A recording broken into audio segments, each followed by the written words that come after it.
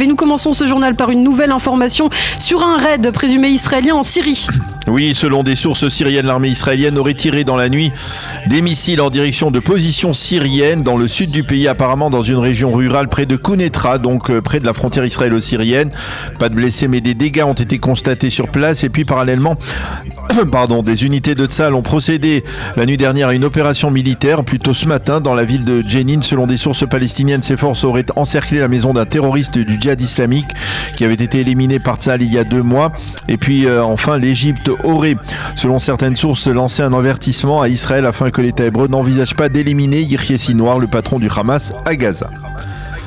Et puis toujours sur le plan sécuritaire, on apprenait hier que les familles des terroristes incriminés dans les derniers attentats anti-israéliens seraient privées d'entrée en Israël. Oui, c'est une mesure inédite qui devrait concerner plus d'1 millier de proches de ces terroristes. En Israël, on a déjà privé dans le passé le premier cercle des membres de familles de terroristes d'entrer dans le territoire israélien. Mais là, la Défense nationale a décidé d'élargir ce cercle. Ainsi, par exemple, ce sont plus de 200 membres des familles des 2 terroristes responsables de l'attentat d'El-Had la semaine dernière qui se verront privés d'entrée en Israël et 137 membres de la famille du terroriste qui a blessé dimanche un garde frontière à la porte de Damas à Jérusalem. Cette mesure est essentiellement à caractère dissuasif et on espère qu'au sein des forces de sécurité qu'elle fera réfléchir les candidats à d'autres actes terroristes. Et puis sur le plan diplomatique, à Jérusalem, on suit de près les préparatifs de la visite du président américain Joe Biden en Israël. Ce sera le mois prochain. Et l'on considère que l'intention affirmée du président américain de se rendre dans la partie est de Jérusalem sans le moindre accompagnement israélien serait la réponse américaine à la décision israélienne de construire 4000 unités de logement en Judée-Samarie, une décision qui a été annoncée la semaine dernière. Selon le programme donc de cette visite qui prend forme, Biden viendrait dans l'est de Jérusalem et il visiterait l'hôpital palestinien d'El Mukassem. Cependant, il est possible que cette visite ne parvienne pas à être concrétisée, et ce pour des raisons essentiellement de sécurité. Et puis revenons maintenant à la vie politique avec une journée tendue prévue aujourd'hui à la Knesset. Une journée à suspense autour de 2 questions complémentaires. Est-ce que l'actuelle opposition va pouvoir déposer son projet de loi pour dissoudre le Parlement israélien? Et que fera le parti Ra'am dans ce cas de figure? Hier soir, le conseil de la Shura qui donne ses directives politiques au parti Ra'am s'est réuni pendant plusieurs heures, mais il n'a pas tranché quant à l'attitude à adopter à propos donc de Ra'am. Ra'am qui, il faut le rappeler, est actuellement en marge de la coalition. Le conseil de la Shura ne devrait donner ses directives que ce matin ou même à l'approche du vote cet après-midi, et cela pose un véritable problème au Likoud et à l'ensemble de l'opposition car à la dernière seconde, les députés du parti Ra'am pourraient décider de participer au vote et de s'abstenir.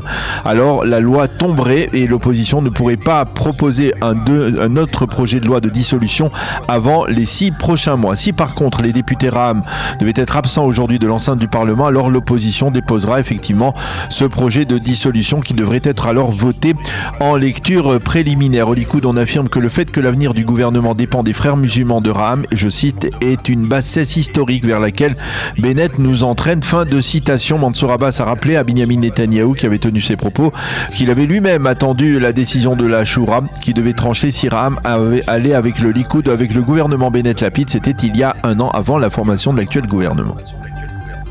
Alors justement, quelles sont les exigences posées par le parti Ra'am pour revenir au sein de la coalition? Il y a plusieurs exigences importantes. Maintien du statu quo dans la mosquée d'Al-Aqsa et interdiction pour les fidèles de prier sur le mont du Temple, les fidèles juifs, de prier sur le mont du Temple.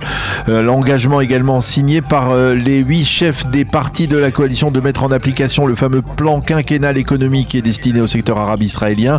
Concrétiser les décisions du gouvernement visant à reconnaître les villages bédouins non reconnus, et ce d'ici 6 mois. Et puis un engagement de Naftali Bennett d'assouplir les positions très fermes de la ministre de l'Intérieur Ayelet Shaked de Yamina à propos des projets de planification et de construction dans le secteur arabe israélien.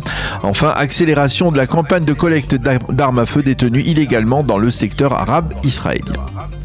Et puis enfin, pour terminer, toujours à la Knesset, une rencontre peu diplomatique hier sur fond de conflit en Ukraine. Oui, l'ambassadeur de Russie en Israël, Anatoly Viktorov, était hier au balcon des invités du Parlement israélien en compagnie d'autres ambassadeurs de pays de l'ex-Union soviétique. Tous étaient venus célébrer l'anniversaire de l'armistice de 1945, mais la présence de l'ambassadeur russe a passablement agacé certains députés, en particulier des russophones comme Evgeny Souba d'Israël Beiteinu, qui a déclaré: la guerre en Ukraine est un crime et un camouflet pour les générations de nos grands-parents qui ont lutté contre contre les nazis.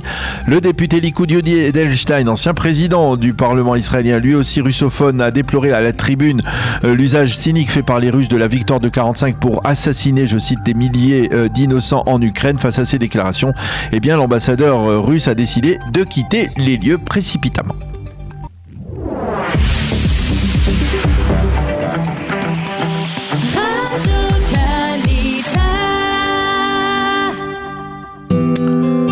Une page météo pour compléter ce premier journal d'information. Le temps sera ensoleillé, normal pour la saison. Les températures 24 degrés à Jérusalem et à Tel Aviv et 33 degrés à Eilat aujourd'hui.